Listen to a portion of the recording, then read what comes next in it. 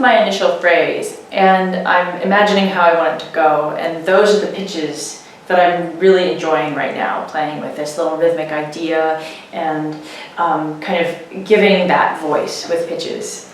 So when we think of music in the most traditional Western sense, and especially songs, we think of a melody, and we think of that melody being set then to harmony, or harmonized, however you want to say it.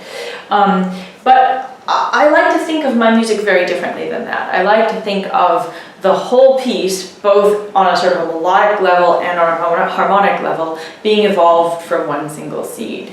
So for me, the spaces between the notes matter a great deal, and the way in which those intervals, as we call them, are allowed to evolve into other intervals and develop the piece in general also has a lot to do with how I think about music.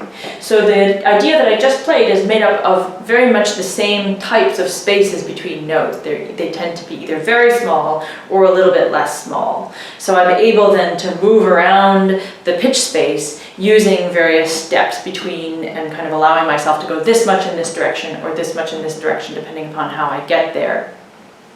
And I like this a lot because it actually reminds me very much of the way that a plant looks. You imagine it stemming from a single thing, a single stem, and then the various branches coming off from that. And of course, extrapolating from there, there's this beautiful root system that we have under the ground.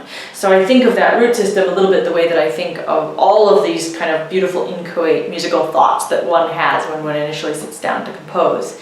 And then from that, they focus in on the stem. And then from that stem, you begin branching out in terms of evolving your idea in different ways.